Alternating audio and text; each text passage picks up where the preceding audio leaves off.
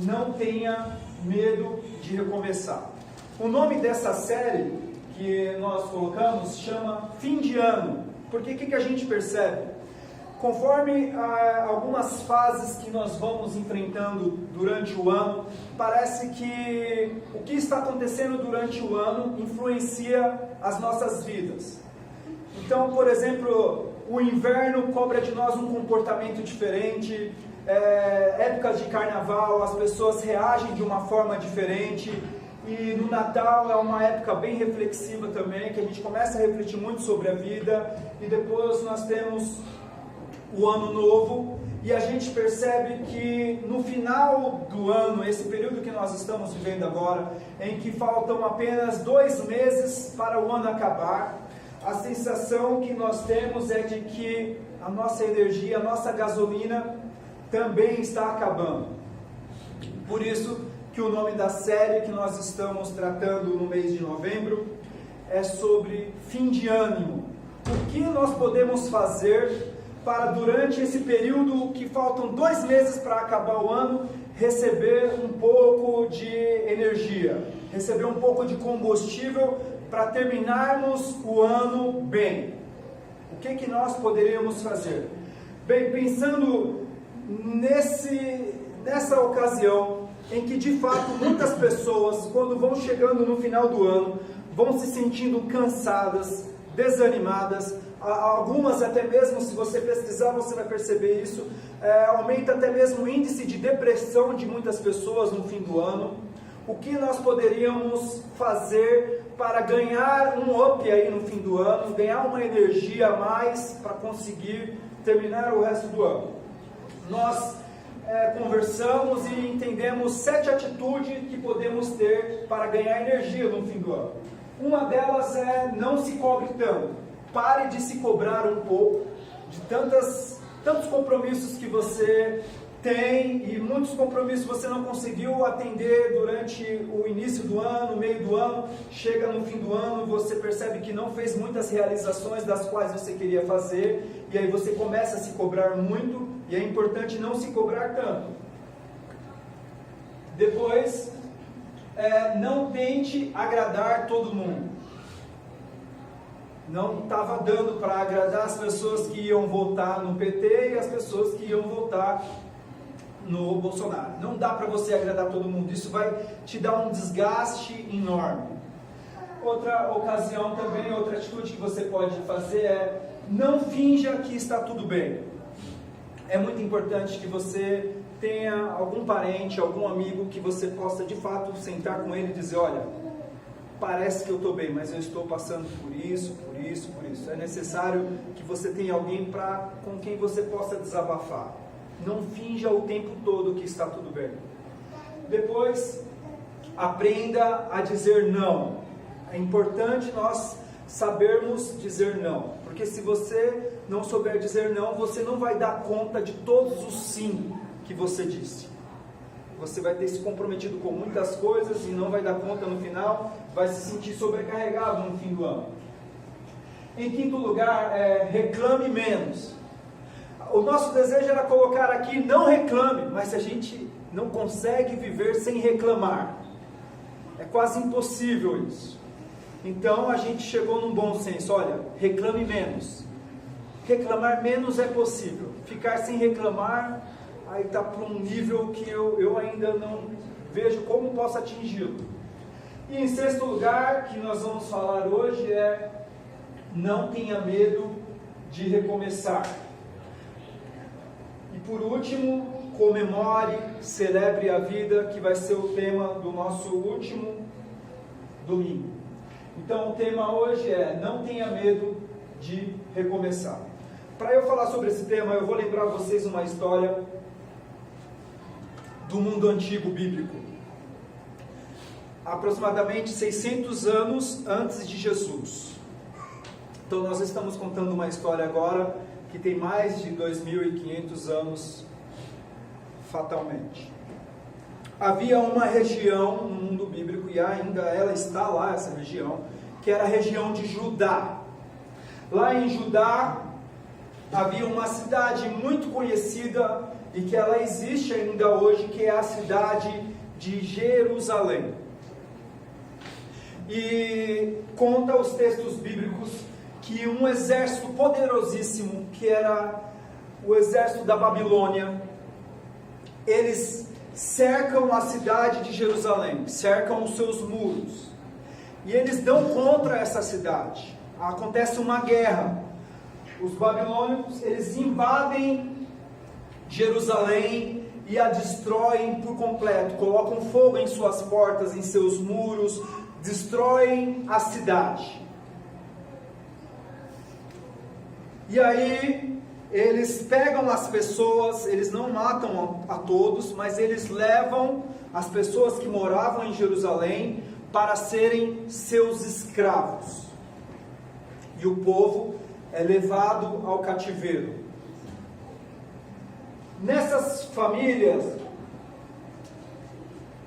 que são levadas como escravos, há uma família ali de um homem chamado Acalias.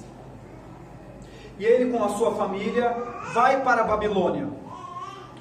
E escravos lá na Babilônia, sendo cativos lá na Babilônia, eles têm um filho. O nome desse filho é Neemias. Neemias é uma criança que nasce no cativeiro. Ele não nasce na sua terra. Ele nasce sendo escravo. Ele não tem uma relação com as suas origens, com a sua terra, com Jerusalém. Não, ele nasce lá no cativeiro. E Neemias cresce e ele consegue um cargo muito importante. Ele consegue o cargo de copeiro do rei. Então, o que seria isso?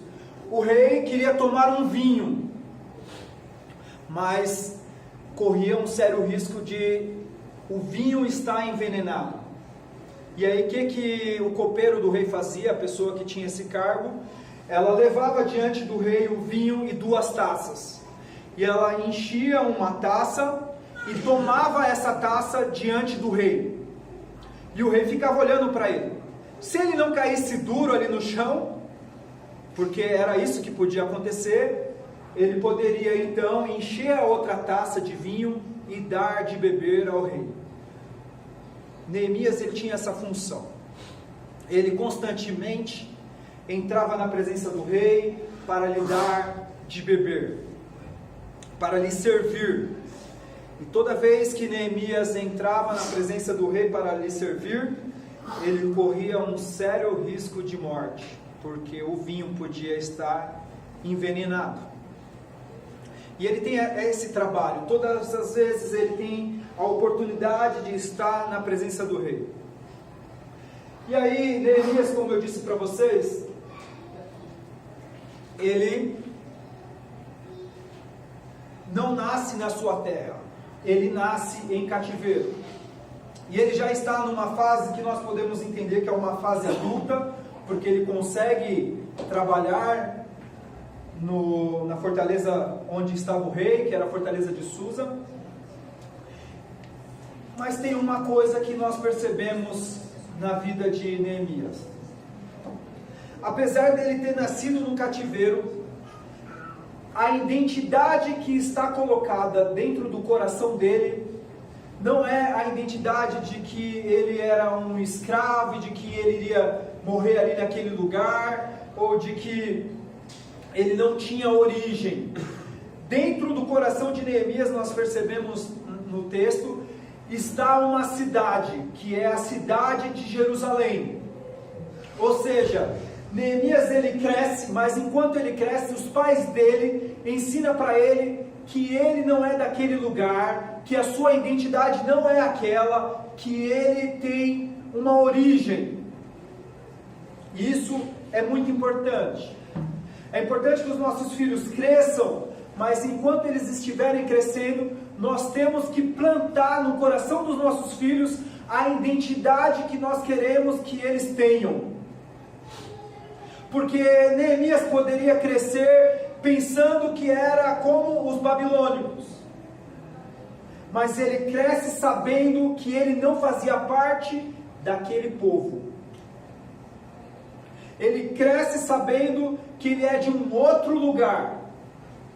Assim também nós temos que fazer com as nossas crianças. Assim o Elvis e a Luciana vai fazer com a Helena. Ela vai crescer, mas eles vão implantar no coração dela que elas não são deste mundo, que elas não pertencem a esse mundo. Neemias, ele sabe disso. Ele cresce no meio dos escravos, mas ele não é conformado à identidade do povo que vivia na Babilônia. Ele recebe uma identidade que herda dos seus pais, de que ele é um judeu, de que ele tem uma outra terra, que ele não faz parte daquele povo. E aí um dia, Neemias recebe uma notícia. Ele recebe a visita de um amigo dele, um irmão dele, que veio de Jerusalém. E ele pergunta para o irmão dele: olha, como estão as coisas lá em Jerusalém, de onde você vem? E o irmão dele fala para ele o seguinte: olha, a cidade está completamente arruinada, os muros caíram, o povo está em humilhação, o povo está se sentindo humilhado. E aí, quando Neemias recebe essa notícia o abala, porque ele sabe que apesar de morar em uma fortaleza, o coração dele estava lá nas origens dos seus pais, estavam lá nas suas raízes, o coração dele estava em Jerusalém. E ele fica triste em saber que a cidade dos seus pais está destruída, que as pessoas que receberam liberdade, que voltaram para Jerusalém, estão vivendo em situação de humilhação. Ele fica triste com isso. E aí, Neemias, ele vai um dia servir o rei, e ele não finge que está tudo bem. O rei percebe, quando ele entra para levar um vinho para o rei olha para ele e fala: olha, por que você está triste? Está nítido na sua cara que você está triste, o seu coração está angustiado. O que está acontecendo que você está triste? Essa foi uma das maneiras que Deus começou a operar um milagre através de Neemias. Ele não fingiu que estava tudo bem. Existem muitas pessoas que estão culpando amigo, culpando parentes, de ninguém se importarem com elas. Ninguém sabe que eu estou vivendo nessa situação, nenhum parente vem aqui me ajudar, ver se eu preciso que pague uma conta de luz, que receba aqui algum alimento, ninguém se importa. Mas a pergunta é: será que você não está também fingindo a todo instante que está tudo bem? E por isso as pessoas não conseguem ter uma revelação, olhar para a sua vida e saber o que está acontecendo com você, porque a todo instante o que você aparenta é que está tudo bem. Então é importante muitas vezes nós sermos quem de fato nós somos naquele momento. Se for um momento de tristeza, que nós possamos dar direito a nos sentir triste na frente de quem quer que seja, porque através disso Deus pode operar uma solução para as nossas vidas. Neemias, ele entra na presença do rei triste, e o rei percebe que ele está triste, e o rei fala para ele: olha, o que está acontecendo? E ele conta para o rei, fala: olha, a cidade aonde nasceram os meus pais, ela está destruída, as pessoas estão vivendo em humilhação. E o rei fala para ele: tá, e o que a gente pode fazer? Ele fala o seguinte: olha, eu queria deixar meu cargo aqui por um período, eu queria ficar um tempo sem trabalhar aqui com o senhor, para eu ir lá nessa cidade e tentar ajudar eles, para eu fazer alguma coisa por eles. E o rei concorda, e quando o rei concorda, ele acaba pedindo mais coisas para o rei. E aí Neemias recebe uma notícia, e que era uma notícia de que a cidade não estava bem, e ele começa a projetar a sua vida de acordo com aquela notícia que ele recebeu. Eu vou repetir e vou deixar você pensar nisso um pouco. Neemias recebe uma notícia de que a cidade estava destruída e ele passa a projetar a sua vida de acordo com a notícia que ele recebeu. Nós temos que estar abertos para isso. Nós temos que estar abertos para agirmos, mudarmos a nossa agenda, mudarmos o curso da nossa vida de acordo com algumas notícias que nós recebemos. E eu vou concluir isso no final. E aí, Neemias, ele deixa lá o seu cargo na presença do rei, chama alguns amigos. 3 dias depois, ele vai para Jerusalém. Ele vai lá em Jerusalém. Chegando lá, ele senta lá no lombo de um animal e ele começa a andar pela cidade e enxergar a cidade totalmente destruída. Estavam todos arruinados. E aí Neemias tem um plano. No capítulo 2 de Neemias, versículo 17, ele chega para os seus amigos e para alguns nobres da cidade e ele fala: venham, vamos reconstruir o muro de Jerusalém para que não fiquemos mais nessa situação humilhante. Neemias está dizendo o seguinte: olha, a situação está humilhante, mas vamos lá, vamos fazer alguma coisa para mudar isso.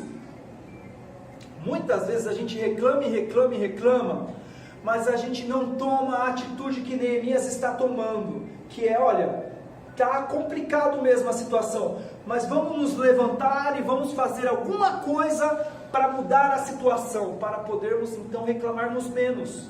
Porque se nós continuarmos vivendo como estamos vivendo, tudo vai continuar do mesmo jeito. 1 mais 1 vai ser sempre 2. É necessário tomar alguma atitude para que a situação mude. E Neemias, ele tem essa atitude. Ele sabe que a cidade precisa ser reconstruída. Às vezes o que a gente precisa na nossa vida não é começar algo novo, mas reformar algo antigo. Alguma coisa na sua vida que não está bem, você não precisa pegar aquilo e descartar completamente. Você precisa pegar aquilo e reconstruir. Você precisa recomeçar. Recomeçar novamente. Começar de novo. Muitos de nós aqui, ou todos nós, só estamos aqui hoje porque em algum momento nós começamos de novo. Em algum momento da sua vida você fala: não quero saber mais de nada, eu vou embora. Mas aí você ficou, porque você quis recomeçar. De repente, o seu casamento, você achou que não vai dar, eu vou embora, acabou meu casamento. Mas o seu casamento continuou. Por que continuou? Porque você entendeu que era importante recomeçar. A vida, ela só é possível recomeçando e recomeçando e recomeçando e recomeçando muitas vezes. Nós só estamos aqui porque nós morremos muitas vezes e renascemos muitas vezes. A vida só é possível se você tiver coragem de recomeçar. Começar de novo, de uma outra maneira, com uma outra postura, começar de novo. Neemias vai fazer isso. Ele vai reconstruir, ele vai recomeçar a sua cidade, a cidade dos seus pais. E aí, para terminar, nós vamos perceber 3 atitudes que Neemias tem para ele dar início a esse recomeço. Então, se você consegue agora pensar em algo na sua vida, que você diz o seguinte: olha, sobre esse algo eu preciso mudar, eu preciso recomeçar isso. Não posso viver assim, continuar vivendo assim. seja na sua vida profissional, algum negócio que você tenha, seja no seu casamento, seja sobre a sua família, sobre a educação dos seus filhos, sobre o seu estilo de vida. Às vezes você está vivendo um estilo de vida que é necessário mudar esse estilo, porque está comprometendo até mesmo a sua saúde, e você sabe que você precisa tomar algumas decisões para mudar isso. Eu quero falar para você sobre 3 coisas que você precisa fazer para conseguir recomeçar. Para você poder recomeçar. 3 lições que Neemias tem nesses textos aqui que nós lemos, que vai ajudar ele a recomeçar. A primeira é: ele não pode tentar sozinho. Talvez deu errado da primeira vez por causa disso. Você não aceitou a opinião de ninguém, você acreditou naquilo e foi até o fim, você tentou sozinho e aí não deu certo. Gente, não dá para recomeçar nada nas nossas vidas sozinho. Você precisa de alguém. Sabe, um casamento, ele não vai recomeçar sozinho. É necessário que tanto o marido quanto a esposa resolvam recomeçar. Se só o marido entender que é importante recomeçar, não vai dar certo. Ambos têm que entender que é importante recomeçar. A nossa vida, ela não pode ser uma vida isolada. A gente não pode... A cultura dos nossos dias de hoje é uma cultura individualista. Eu moro em um apartamento e eu percebo que ninguém mais fica segurando a porta para você entrar. O cara quer entrar no elevador sozinho. A cultura é individualista. Nós temos uma enorme quantidade de carros na cidade. E se você olhar para o carro que está do lado, tem uma pessoa só. Ninguém mais oferece carona para ninguém. A cultura que nós estamos vendo é extremamente individualista. Paulo, escrevendo uma vez para um discípulo dele chamado Timóteo, ele disse isso, ele disse que nos últimos dias as pessoas iriam ser amantes de si mesmo, iam amar somente a si próprio, que é o egoísmo, fruto de uma forma que as pessoas vivem, que é o individualismo. As pessoas se bastam sozinhas. Tem um poeta chamado John Jones, que ele diz que ninguém é uma ilha, ninguém é um ser sozinho em si mesmo, mas todos nós precisamos uns dos outros, e mais do que isso, nós pertencemos uns aos outros. Então, para que você quer tentar fazer as coisas sozinho? Fazer sozinho só serve para o nosso ego, para nós podermos no final dizer: veja o que eu fiz. As pessoas que conseguem fazer algo em parceria, conseguem porque têm humildade para dividir a sua vitória. Fazer sozinho, quando dá tudo errado, só vai te gerar mais frustração. Executar um projeto com alguém, se acontecer de der errado, você não vai sentir toda aquela culpa, porque você tem com quem dividir aquele momento de dificuldade e de fracasso. Então, se você precisa recomeçar algo em sua vida, não tente fazer isso sozinho. Procure alguém com quem você possa conversar a respeito e alguém que você possa dar ouvidos. Mas não faça sozinho. Neemias, ele não vai tentar reconstruir os muros sozinhos, até porque seria impossível a sua missão. Primeiro, ele faz uma parceria com o próprio rei. Ele pede lá madeira, ele pede autorizações, ele pede cartas de créditos para o rei. Depois ele chama os seus amigos e ele fala: olha, eu quero realizar isso, mas eu não quero realizar sozinho, vamos comigo. É isso que a gente percebe nesse texto. Venham, vamos reconstruir o muro. Esquece esse negócio de fazer as coisas sozinho. Nosso Deus, Ele é uma trindade, o Pai, o Filho e o Espírito. E Deus criou o homem à sua imagem. O homem precisa de família, o homem precisa de comunidade, o homem não pode, o ser humano não pode se isolar. Se a pessoa se isolar, ela está perdida. É necessário fazer parte de um grupo. Não pode seguir sozinho.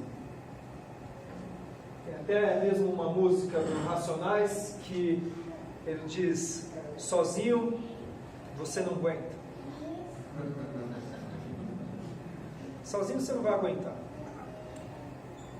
é necessário unir forças. É necessário dar as mãos. É necessário estar junto. Sozinho nós não vamos conseguir, gente. Eu não vou conseguir ser um cristão sozinho. Eu preciso de um grupo de amigos que é a Igreja de Jesus. Eu não consigo servir a Deus sozinho. Eu preciso fazer parte de uma igreja. É por isso que é importante a igreja. É uma forma que você tem para facilitar a sua caminhada de ser um cristão. E aí, seja qualquer que for a igreja é importante porque com ela você consegue ter maior suporte para seguir os caminhos de Cristo. Não existe um casamento de uma pessoa só. O Rodrigo aqui iniciou o nosso encontro aqui dessa manhã orando a oração do Pai Nosso. Para o Pai ser nosso. Eu não posso estar sozinho, senão ele seria meu. E não é Pai meu Pai. Que egoísmo é esse? Não é. Pai Nosso. E se você depois tiver interesse em observar a oração do Pai Nosso, se você talvez ainda hoje antes de dormir orar o Pai Nosso, você vai ver que o Pai Nosso está totalmente conjugado no plural. Pai Nosso que estás nos céus, santificado seja o teu nome. Venha a mim, não, venha a nós o teu reino. Então é importante que nós, de uma vez por todas, nos desfaçamos do singular, nos apeguemos ao plural. Precisamos estar juntos, não podemos nos isolar. Neemias, ele faz isso. Em segundo lugar, Neemias, ele tem coragem para lidar com a oposição. Nos textos aqui, tem algumas pessoas que fazem oposição a Neemias. Quando Neemias começa a construir um muro, tem umas pessoas que a gente não pode chamar de que eram amigos dele, que falam assim para Neemias: Neemias, você está fazendo esse muro aí, se por um acaso uma raposa pular em cima desse muro, esse muro vai desabar. As pessoas estão, enquanto Neemias está com foco em realizar um sonho, as pessoas estão zombando do sonho dele. As pessoas estão desacreditando do sonho dele. As pessoas estão querendo jogar um balde de água fria no sonho de Neemias, na missão que ele tinha. E é assim. Chega para um monte de amigos e fala: olha, eu vou pedir a conta e vou começar a minha empresa. Ah, mas o mercado está difícil, melhor você não fazer isso não, fica lá a vida inteira. Não vai faltar pessoas para jogar uma água fria nos seus projetos. O que você precisa é ter coragem para lidar com aqueles que vão ser oposição no seu projeto. Porque você pode falar para 10 amigos: estou pensando em me separar. Dentro desses 10, muitos vão dizer para você: faça isso mesmo, tem um monte de mulher por aí. Você tem que estar disposto.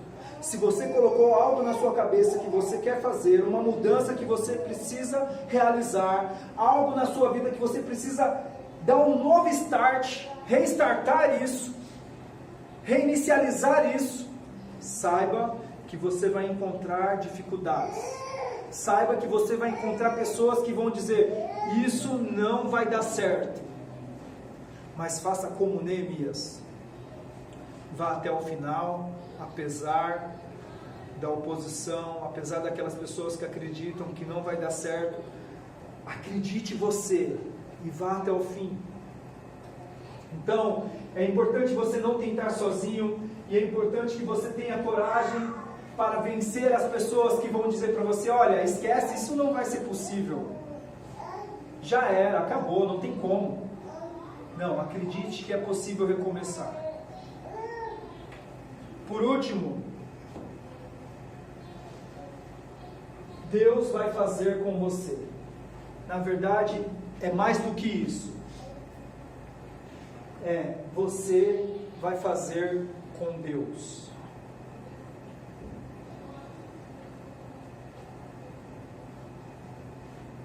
Neemias, diante daquela obra de levantar os muros, de reconstruir a cidade, as pessoas achavam que era impossível.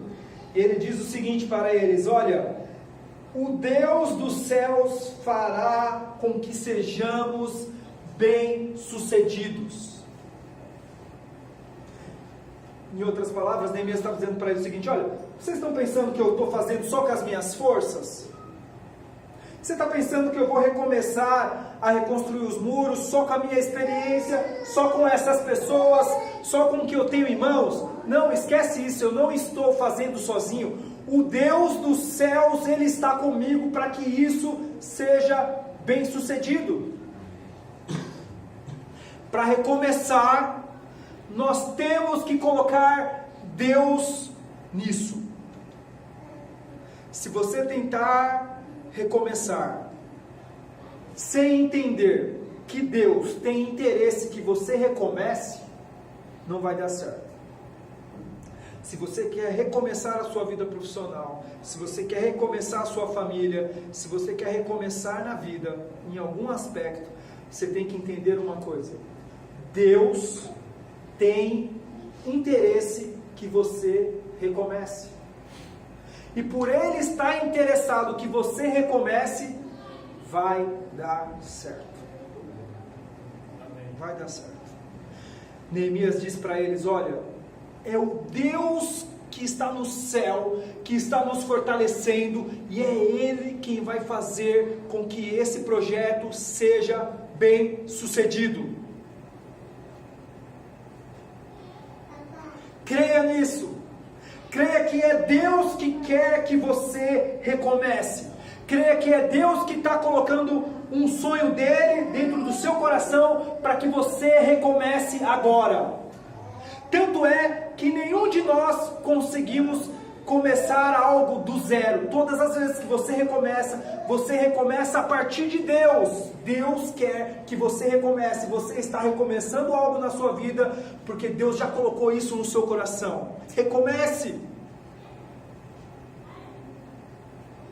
Deus está interessado que nós recomecemos algo que não foi tão bom assim, que nós recomecemos as nossas vidas. Ou você acha que Deus tem prazer que você viva em um constante desabamento, tudo dando errado, tudo dando errado, tudo dando errado? Não, Deus quer recomeçar.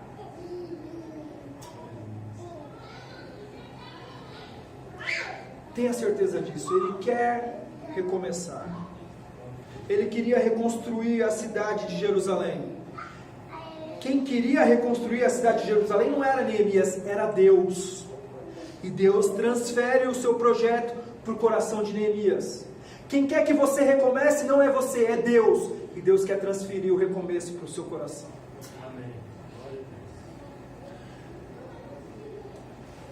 E aí, Neemias, apesar da oposição, apesar de 1000 razões que tinha para tudo dar errado, acontece um milagre nesse recomeço.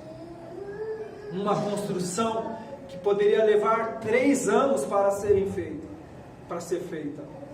Diz a história de Neemias que em 52 dias, depois de 52 dias, o muro da cidade estava erguido. Esse não é uma imagem real, mas é uma imagem para que você tenha uma noção, para que possa comunicar com a sua mente. Ele chega na cidade, os muros estão todos destruídos. Ele começa a reconstruir a cidade e um milagre acontece. Em 52 dias, o muro está erguido, porque ele resolveu recomeçar. Ele se inconformou com aquela situação. O inconformismo, ele faz um bem enorme a nós. Agora, o comodismo só nos leva de mal a pior.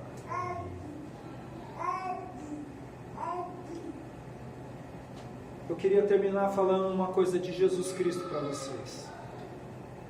Deus criou o homem à sua imagem. O pecado veio no mundo e destruiu a imagem do homem. Não completamente, mas deixou essa imagem desfigurada. Era como se antes O homem olhava para o espelho e ele via Jesus, porque ele era a imagem de Deus.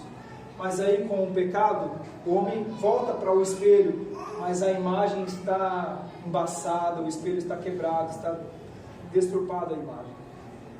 E aí Jesus Cristo vem ao mundo justamente para fazer o que Neemias fez. Ele vem ao mundo para pegar os nossos cacos. Ele vem ao mundo juntar os nossos pedaços e nos fazer novamente a imagem dele. A palavra Neemias significa Jeová consola, Jeová conforta. É isso que Jesus Cristo veio fazer no mundo. Veio nos recompor, veio nos consolar, veio nos fazer novamente novas pessoas. Na sua caminhada como um cidadão, como um ser humano, você precisa em um determinado momento recomeçar a sua vida a partir do que Cristo fez na cruz, que foi morrer por você, e aí você recomeça novamente sendo um novo homem, um novo nascimento, uma nova imagem. Isso chama Evangelho. E Evangelho é uma notícia. Lembra que Neemias recebeu uma notícia de que a cidade estava destruída e ele projeta a sua vida de acordo com aquela notícia? O Evangelho é uma notícia e espera que você possa projetar a sua vida a partir dessa notícia de que Jesus Cristo veio morrer por você para reconciliar a sua imagem com Ele. Amém? Amém. Feche os seus olhos. Nós vamos fazer uma oração. E se você sente que em alguma área da sua vida você precisa recomeçar, faça hoje esse momento. Para que esperar dia 1 de janeiro para recomeçarmos um projeto? Isso é uma condição cultural dos nossos dias. Eu preciso fazer isso, mas dia 1 de janeiro eu começo. Não, recomece hoje. Faça do dia em que a pequena Helena foi apresentada e eu estava lá naquela igreja, a partir daquele dia eu resolvi, eu vou recomeçar a minha vida. E não vou fazer isso sozinho. E não vou ter medo do que é impossível para esse recomeço. E vou entender que é Deus que quer que eu recomece. Faça esse projeto de vida a partir dessa notícia. Recomece. Não queira viver mais como antes. Recomece. Eu vou recomeçar. Bondoso Deus, nós te agradecemos por ter nos reunido aqui nessa manhã, com pessoas, Pai, que são queridas nossas. Se alguém aqui, Senhor Deus, sente o enorme desejo de recomeçar, sabe que precisa de um recomeço na sua vida, que precisa mudar de comportamento, que precisa recomeçar sua família, que precisa recomeçar sua vida profissional, que precisa recomeçar o seu trabalho, precisa recomeçar os seus estudos, precisa recomeçar as suas posturas. Dê a essa pessoa, Pai, coragem para recomeçar. E coloque, Senhor Deus, na cabeça dela para que ela creia que o Senhor é o maior interessado nesse recomeço. Que possamos, Pai, todas as manhãs recomeçar, porque todas as manhãs nós acordamos com as suas misericórdias renovadas, e isso é um convite para um recomeço, Pai. Em nome de Jesus. Que Deus possa